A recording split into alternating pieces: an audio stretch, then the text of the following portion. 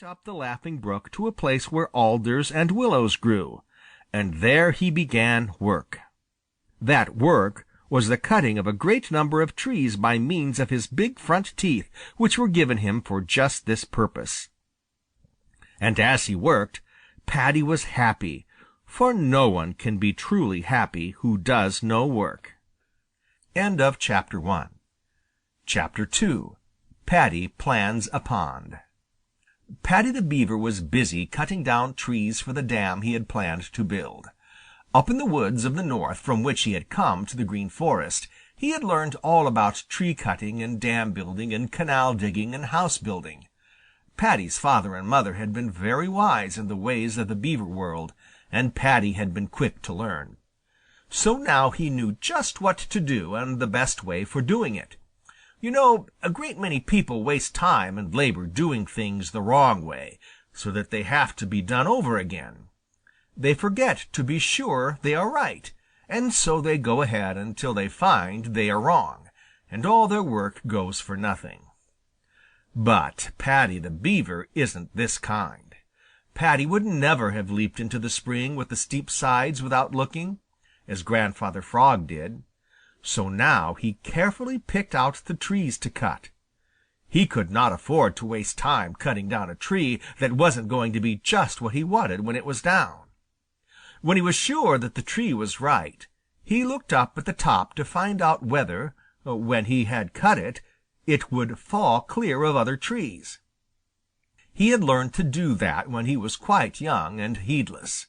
He remembered just how he had felt when, after working hard, oh, so hard, to cut a big tree, he had warned all his friends to get out of the way so that they would not be hurt when it fell. And then it hadn't fallen at all because the top had caught in another tree. He was so mortified that he didn't get over it for a long time. So now he made sure that a tree was going to fall clear and just where he wanted it. Then he sat up on his hind legs, and with his great broad tail for a brace, began to make the chips fly. You know, Paddy has the most wonderful teeth for cutting. They are long and broad and sharp. He would begin by making a deep bite, and then another just a little way below. Then he would pry out the little piece of wood between. When he had cut very deep on one side so that the tree would fall that way, he would work around to the other side. Just as soon as the tree began to lean and he was sure that it was going to fall, he would scamper away so as to be out of danger. He loved to see those tall trees lean forward slowly, then faster and faster till they struck the ground with a crash. Just as soon as they were down, he would trim off the branches until the trees were just long poles. This was easy work, for he could take off a good-sized branch with one bite. On many he left their bushy tops. When he had trimmed them to suit him and had cut them into the right lengths, he would tug and pull them down to the place where he meant to build his dam.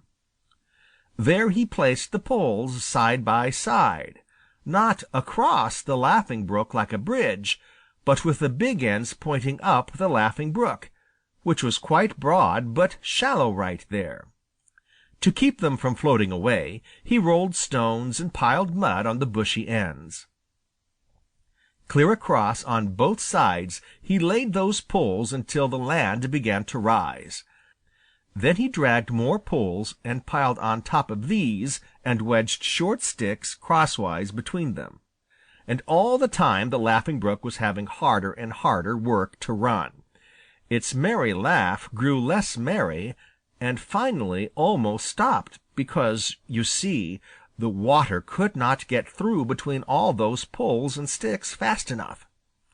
It was just about that time that the little people of the Smiling Pool decided that it was time to see just what Paddy was doing, and they started up the Laughing Brook, leaving only Grandfather Frog and the tadpoles in the Smiling Pool, which for a little while would smile no more. End of Chapter 2. Chapter 3. Paddy has many visitors. Paddy the Beaver knew perfectly well that he would have visitors just as soon as he began to build his